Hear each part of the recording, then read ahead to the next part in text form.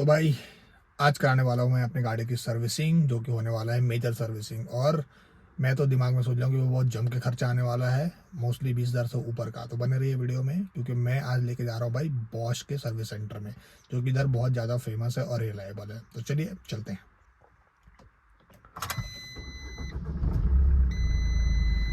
तो देख सकते हैं कि भाई गाड़ी 67,000 किलोमीटर चल चुकी है और ये अलार्म दे रही है कि भाई किसी ने छेड़छाड़ की है, डोर हैंडल जरूर किसी ने टच किया है। तो अब भाई क्योंकि मैंने इसमें सेटिंग कर दी है कि जब भी कोई कुछ भी डोर हैंडल्स को या कोई भी पार्ट्स को टच करेगा तो भाई ये अलार्म जनरेट करती है। तो अभी हम गाड़ी चालू करने से पहले वाइपर नीचे करने से भी ये भाई ये अलार्म देने लग जाती है। तो चलिए देखते हैं कि कैसा रहता है सर्विस सेंटर का एक्सपीरियंस, जो कि मैंने ऑनलाइन बुक कर लिया है भाई। तो भाई मुझे जो इशू आ रहा है वो आ रहा है अभी स्टेयरिंग में, क्योंकि स्टेयरिंग थोड़ा सा स्टिफ हो गया है। और मैं एक बार पहले काम कराया था स्टेयरिंग का, एक्चुअल में सस्पेंशन का काम कराया था, जिसमें उन्होंने भाई पूरा लोअर कॉलम को, लोअर एल्बो को पूरा खोल दिया था। तो उस समय के बाद से मुझे ये आ रहा था, क्योंकि देखिए ये ना ऑटो मतलब खुद से नहीं रिवर्स नहीं होती है। तो ये एक इशू है, वो मुझे मेनली उस पर काम कराना है। चलिए देखते हैं कि कैसा रहता है। हालांकि मैंने रिव्यूज़ तो पढ़े हैं, रिव्यूज़ में भाई ज़्यादा अच्छे रिव्यूज़ हैं और थोड़े से कम गंदे रिव्यूज़ हैं। तो भाई इसलिए मैं थोड़ा सोच के जा रहा हूँ। बाकी देखते हैं कैसा रहता है, बने रहिए वीडियो में। तो भाई कुछ 2-3 इश्यूज़ हैं माइनर, जो कि मैं चाहता हूँ कि उन लोग काम करें। तो पहला तो है कि मुझे ब्रेक का पूरा उसका फ्लूइड चेंज कराना है, क्योंकि ब्रेक थोड़ा सा ज़्यादा दबाने पे लग रहा है। हालांकि ब्रेक पैड मेरे नए हैं, तो बहुत साल हो गए हैं, ब्रेक फ्लूइड पूरा चेंज किए। तो एक वो है।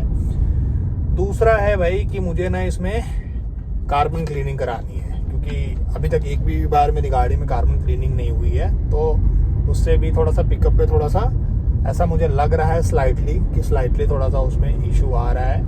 तो दूसरा काम ये है, उसको ईजीआर क्लीनिंग भी बोलते हैं, तो वो मैं उनको बोलूँगा।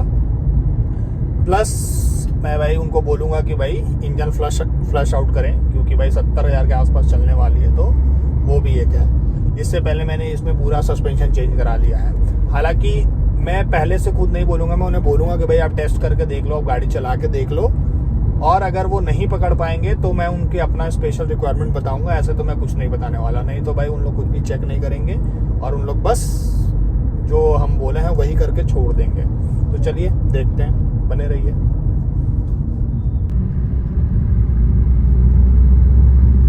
भाई देखते हैं आज खुला भी है कि नहीं। ये रहा बॉस सर्विस और मुझे खुला हुआ तो दिख रहा है। चलिए चलते हैं, देखते हैं क्या है हाल है।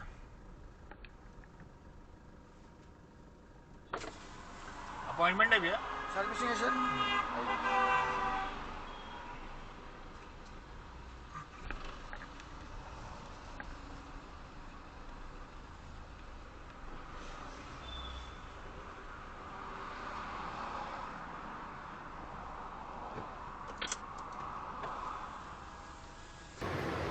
भाई अभी बज रहे हैं 9:30 बजे का अपॉइंटमेंट था मेरा। तो मैं भी थोड़ा सा लेट था, चलो ठीक है। लेकिन जैसा मैं फील कर रहा था कि लेट ही लगेगा, अभी भी कोई नहीं आया है। देखते हैं कब तक आता है।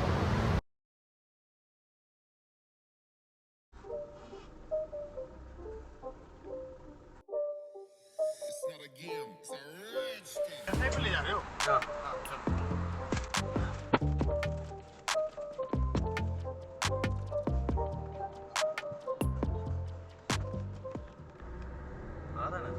पूरा नहीं आ रहा, वो उसने फिट नहीं किया अच्छे से।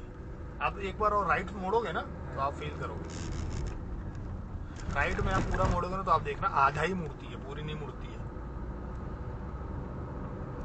अब उसने शायद ना वो जो होता है ना उसको इस साइड मैच कराया है, पता नहीं क्या किया है। आराम से स्टीयरिंग का कुछ नहीं होता है। अच्छा वो बीच में ही फिट होता है। तो करेक्ट उसमें कंपनी से करेक्ट आता है।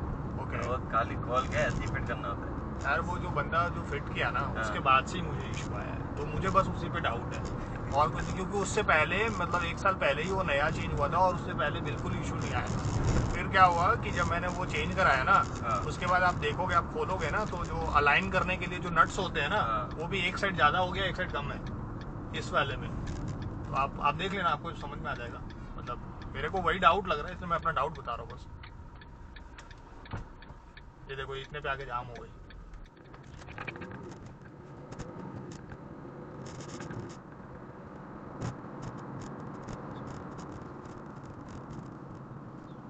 नहीं है तो फिर देखो मेरे मन का वहम हो हाँ, सकता है, ठीक है, मैं उसमें कुछ वो बोल नहीं सकता। नहीं रहेगा तो फिर ठीक है, आप लोग देख, लेकिन क्योंकि मैंने सिर्फ वहीं चेक कराया उसके बाद मैं आपके पास चेक करा रहा हूँ, अगर सब सही है तो it's okay, no issue.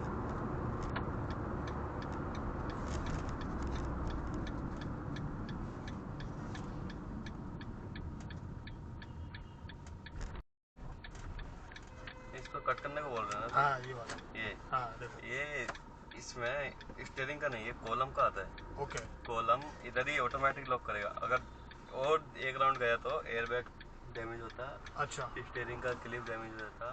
Okay, तो ये इतना सही है? इतना सही है। ओके, मुझे लगा कि और भी शायद जाता है क्या, लेकिन आप लेफ्ट में चेक करो, लेफ्ट में फिर ज़्यादा क्यों जाता है? एक मिनट। हाँ आप थोड़ा उसको वो करो और लेफ्ट में चेक करो, फिर लेफ्ट में ज़्यादा क्यों जाता है। आप एक नॉर्मल सीधा रख के आप स्टीयरिंग को, स्ट्रेट है। हाँ अभी स्ट्रेट है, चलो अब लेफ्ट करो, एक 1.5 से ज़्यादा, ठीक है। अब उसको सीधा ला के नॉर्मल से वो करो, ठीक है, अब करो एक देखो कम हो गया ना, ठीक है आपके हिसाब से ठीक है? हाँ ओके देन ओके। ये थोड़ा ऐसे ज़्यादा ऐसा आ है, गया। हाँ, और ये वो सीधा पे रुक गया, इधर देखो पर इतने रुक गया। तो अगर ठीक है तो मेरे कोई इशू नहीं है, मतलब मुझे ऐसा लगता है बस। ये स्टीयरिंग कॉलम सेपरेट रहता है। ओके। ये स्टीयरिंग रैक हाँ अलग रैक, रहता है। हाँ रैक वो अलग भी है, अलग है। ठीक है तो स्टीयरिंग कॉलम इतना ही कट करेगा जितना उसको चाहिए। ओके।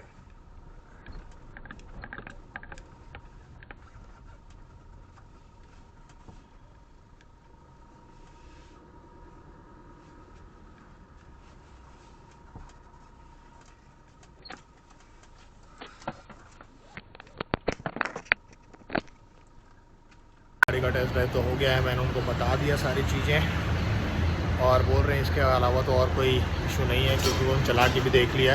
देखते हैं कितना समय लेता है, पहले से बोल रहे हैं भाई कि शाम हो जाएगी, देखते हैं। स्टीयरिंग चेंज नहीं हुआ था, स्टीयरिंग का वो जो लॉक होता है ना, लोअर आर्म जब सस्पेंशन चेंज होता है तो उसको खोल देते हैं, वो सेट नहीं हुआ अच्छे से।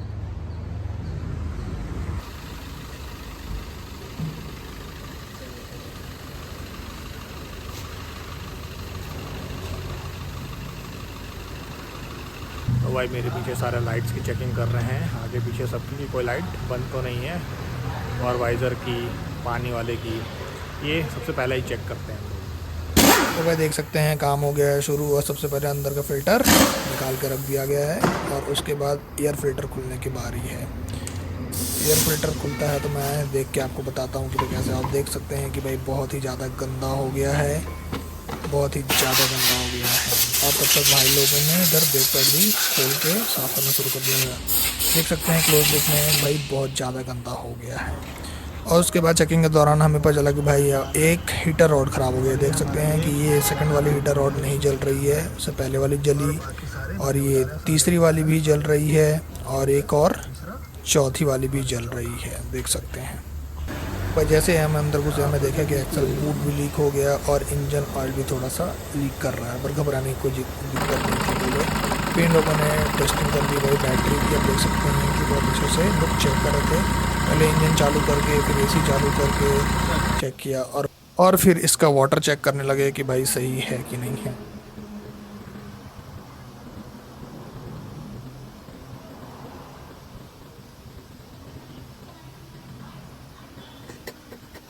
तो भाई उसके बाद बारी थी भाई कोटेशन की, जो कि मैंने अप्रूव कर दिया, और फिर इन लोगों ने काम पूरा अच्छे से शुरू कर दिया। सबसे पहले भाई कूलेंट निकाला है, क्योंकि मैंने बोला था कूलेंट निकालने को। फिर ऑयल चेंज कर रहे थे, देख सकते हैं भाई कैसा हो गया ऑयल खत्म।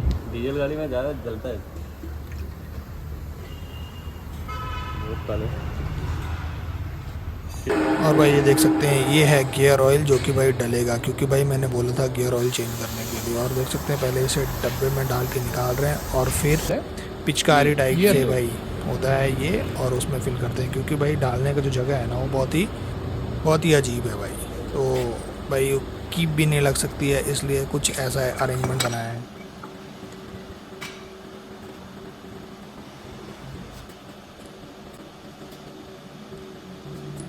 तो उधर ऑयल डल रहा था और भाई इधर ब्रेक पे काम कर रहे थे, कैलिपर लगा रहे थे, क्योंकि मैंने बोला था कि पूरा कैलिपर और पूरा ब्रेक पैड चेंज करना है भाई।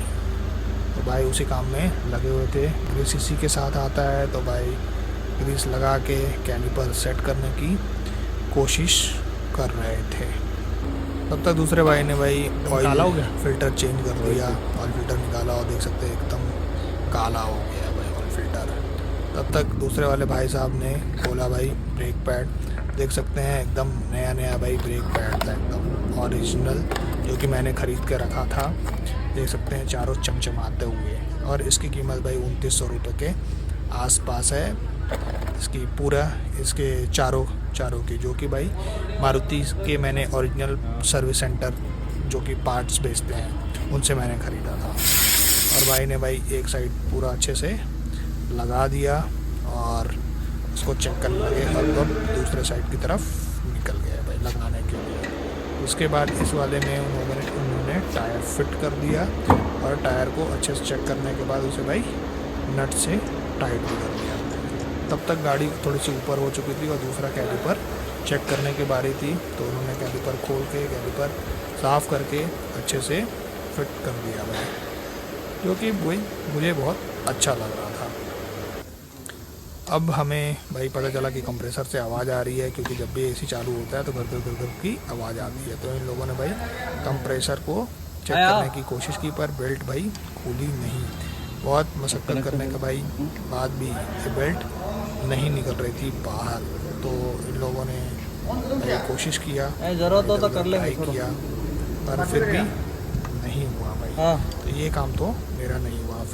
फिर भाई बारी थी भाई कूलेंट डालने की, और कूलेंट भाई डल रहा था।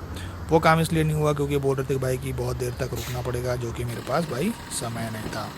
और ब्रेक से रिलेटेड जो इशू था, क्योंकि ब्रेक ज़्यादा दबाना पड़ रहा था, तो भाई लोगों ने एयर निकालना शुरू कर दिया। कम करो पंप, लॉक कर, कम कर।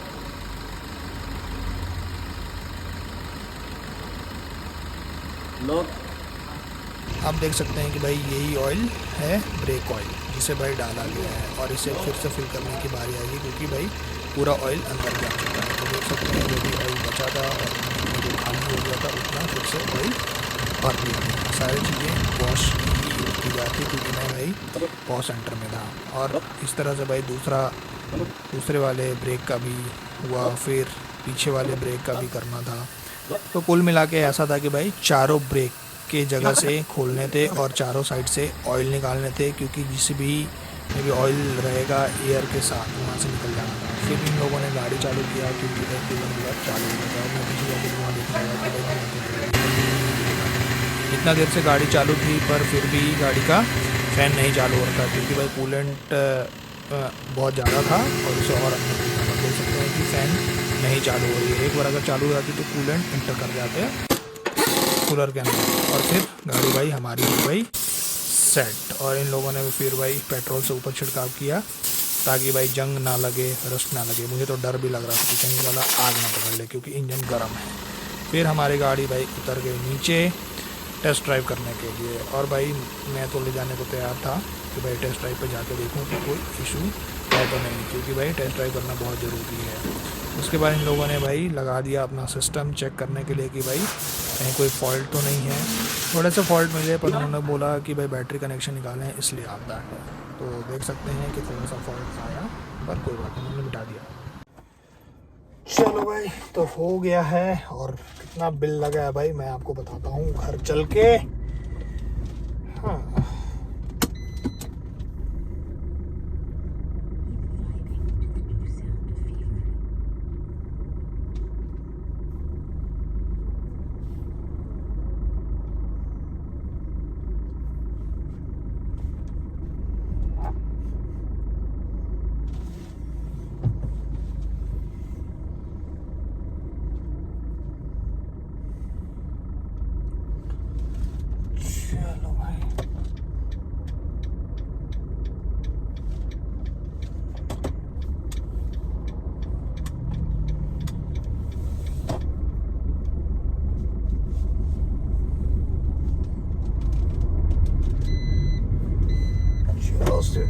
देते हैं।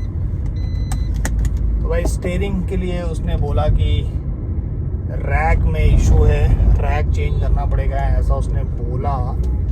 लेकिन भाई मेरा ये जो स्टीयरिंग पूरा कॉलम है ना, वो पूरा मेरा नया है, और जब मैंने सस्पेंशन चेंज कराया था तब ये मुझे इशू आना शुरू हुआ था। पर भाई ने भी बोला कि सर अगर ये इशू है तो ये उसी से जाएगा। तो चलो कोई बात नहीं, ठीक है, अभी तो उतना दिक्कत नहीं दे रहा है, जब देगा तब चेंज करा लेंगे एक साथ। तो बस स्टीयरिंग रैक का ही बस इशू है अभी, और उसने बोला कि क्या बोलते हैं, ये पूरा कॉलम ही चेंज कराना पड़ेगा, रैक चेंज कराना पड़ेगा, तो देखेंगे बाद में। चलिए चलते हैं। पूरा दिन भर लग जाता है भाई, और क्या होता है कि मैंने सामने काम कराना पसंद करता हूँ कि भाई पूरा काम मेरी आंखों के सामने हो जाए, क्योंकि मैंने एक बार ना रिव्यू में पढ़ा था ऐसा कि भाई क्या बोलते हैं, फिल्टर का इन लोगों ने चार्ज ले लिया किसी एक जगह पे, और फिल्टर चेंज नहीं किया। तो भाई मैं डरता हूँ इन सब चीज़ों से, क्योंकि मुझे बार बार जाके बहस करना पसंद नहीं है किसी से भी, ठीक है। और ऐसा भी नहीं है कि मैं उसके सामने मतलब पूरा खोल के मैं पूरा चेक करने लगूँ, तो ये सब चीज़ों से मैं थोड़ा बचता हूँ, इसलिए मैं पास में ही थोड़ा रहता हूँ कि भाई मेरे आंखों के सामने ही सब हो जाए। और ऐसे भी आप लोग को दिखाने के लिए भाई मुझे वीडियो बनाना था, तो मैं सोचा कि चलो वहाँ पे ही रह के मैं वीडियो बनाते हैं, हो जाएगा। तो चलिए मैं आपको दिखाता हूँ कि भाई कितना खर्चा आया, घर चल के अच्छे से बात करते हैं।